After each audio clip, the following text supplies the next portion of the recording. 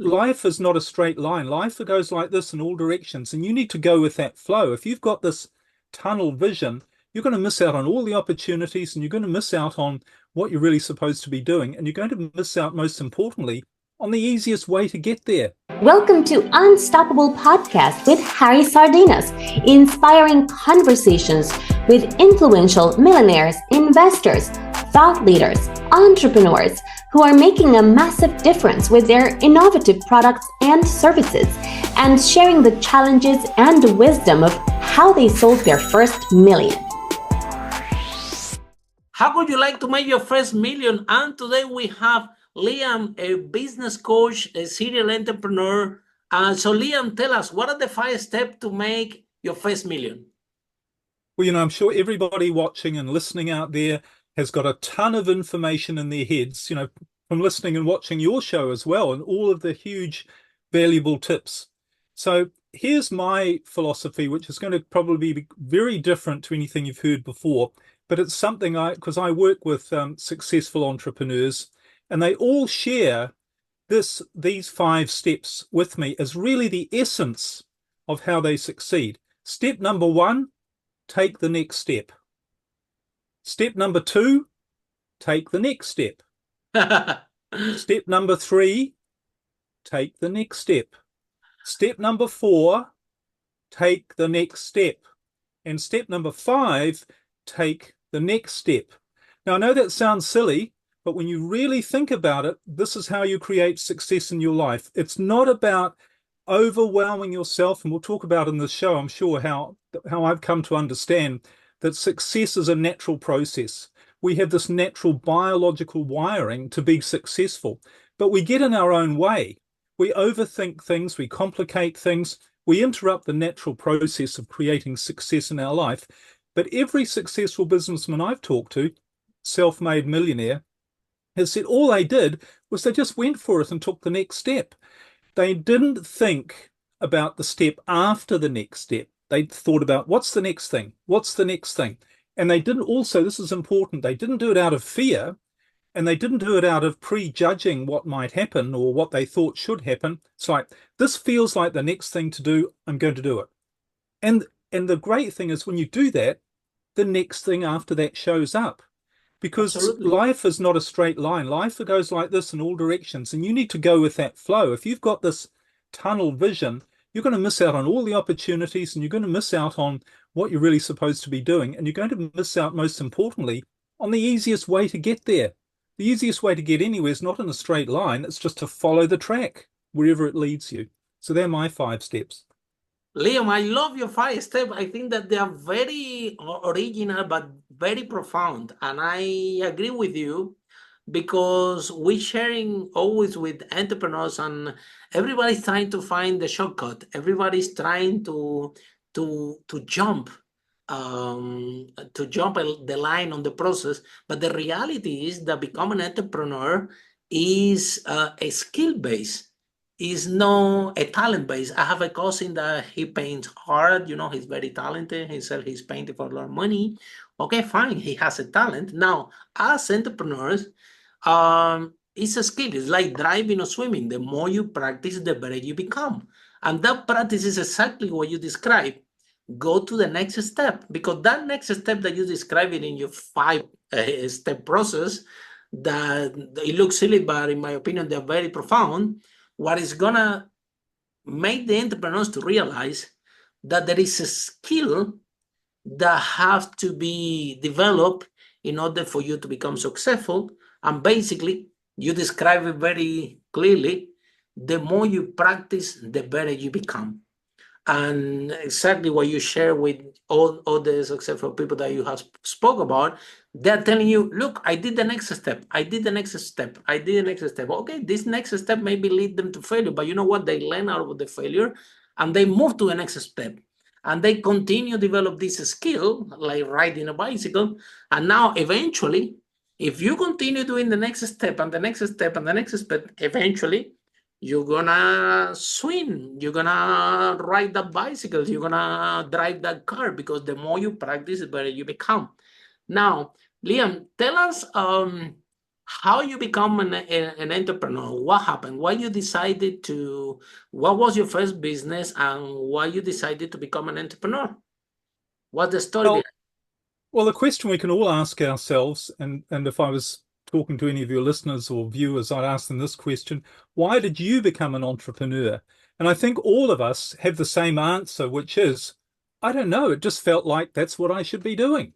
There was something inside of me, in my nature, in my not just personality, but in my nature that said, you don't want a mediocre life. You don't want an average life. You don't want a predictable, boring life. You want to go for it. You want to have the best life possible. And that was always my motivation. And as a young boy, I didn't know that that's what I didn't even know what the word entrepreneur was. But I always wanted to be the best at what I was doing. And I was always constantly trying to figure out how to be better, how to achieve more, if you like, and do things in a better way and achieve higher and higher goals. But I think it's something we have inside of us, isn't it? And the thing that stops us, of course, is fear. And we might get into explaining what I teach, which is about the biology of success and how you can predict very clearly the success you're going to have by what I say, let yourself off the hook, which means get out of your own way and start to use your natural designed biology, which is there to make you successful, as I said earlier. But I guess, and to answer your question, how I became an entrepreneur, it's the same reason as every entrepreneur says, I don't really know. Absolutely. It just, things just showed up and I went for it. And it was in my nature that I wanted to just go for it. And my first business after university was actually a wine business. So Wow. I was selling wine and importing wine and teaching about wine and writing and speaking and doing everything I could to do with wine. I was nuts about wine and I also loved selling. So that's a great combination. So that was my Absolutely. first business, which was very successful. And even though I sold it 25 years ago now, it's still going strong. Wow, Liam, that's an amazing story. But Liam, as entrepreneurs, we have something in our genes that we know that when we have a chance, we're gonna do something amazing. Yeah. But you, right after finish university, you can find an amazing corporate job that pay you a lot of money. And you decide to go and to go to a wine business, where I presume that you didn't have any clue when you started.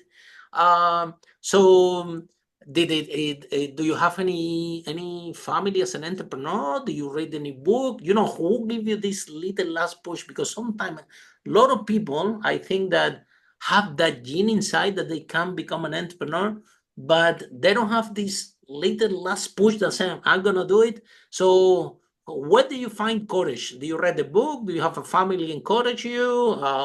What happened? How do you decide to, I'm gonna go for it? I'm gonna build a big wine business. You didn't have any clue about wine. You didn't have any clue about how to find your first customer. You didn't have any clue about anything. And did anybody around your circle told you that maybe you're crazy? Maybe this was not a good idea. You should find a job like everybody else. No, I don't think so. I remember opening my one of my businesses actually, and somebody came into the store a couple of weeks. It was a retail store, this particular part of my business. And someone came in and said, what on earth are you doing? And I said, pardon? And he said, don't you know there's a recession on? What on earth are you doing setting up a new wine business in the middle of a recession? And I said, well, I wish you'd told me 2 weeks ago so that I'd know and then not open it. Obviously, joking. But here's the point for me, and I'm sure when people really think about it, you just do the stuff and you do it because you're passionate, because you're excited. You're not thinking about what might go wrong. You're just doing because you want to see something succeed and you're really excited about it. And really that's all you need to have. And Absolutely. just take the next step. Because here's a thing we might talk about. I'd love to talk about the biology of success, because this is what I learned after really being an entrepreneur, building up all sorts of businesses, becoming a multi-millionaire, having everything I dreamt of, and then a few weeks later losing everything and becoming homeless. And it was only what I learned after that experience, when I rebuilt my life back in a far better way, that I learned how you really create success in your life and how you really stop creating the other thing that entrepreneurs seem to think is normal, which is problems. Problems aren't normal. Stress isn't normal. those things only happen when you actually are using your brain and you're operating your life in a way that is actually wrong. You're not doing it the right way. So that was really how it all happened for me. And what I learned along the way is that most of us are doing things the wrong way. And when you think about, just to answer your question, this idea of how do you get going? What do you do when everyone's telling you against it? If you're just taking the next step and you're just following your heart and you're just following that little voice inside you, which has a scientific biological name, by the way, and a biological scientific purpose, that little voice, I can explain it, what it is, and how you can activate it at will. But when you're following that little voice and you're ignoring all the people you're ignoring the news telling you there's a recession on, and you're just following your heart and you're just doing the next step, it's all going to work out. Now, it's not going to work out the way you expect. And it doesn't mean everything is going to be so smooth that there's nothing to work on, although it is a lot easier when you take the biological success approach rather than trying to struggle and force and worry about things. But things work out the way they're supposed to work out. And that's how you feel as an entrepreneur. It's like, I want to do this because I want to do this. And that's the genuine motivation. And yes, I want to be rich. Yes, I want to make lots of money. But I also want a lifestyle. I want a freedom. I'm not just there just for 100%. The money. So when you're like that, things flow and you get into this state, which again comes down to biology. There's a biological state called being in the flow, being in the zone. Mm-hmm. The scientific term that I use in my description is you activate your creative brain. That's the part that has all your inspiration, motivation, intuition, creativity, awareness. It's where you see opportunities. It's where you get new ideas. And that's the part you use when you're in the state of really making something work and work well. Follow us for more interviews with world's most influential, audacious entrepreneurs that overcame challenges and adversity, providing you with the blueprint of how they sold their first million so you can grow your business exponentially.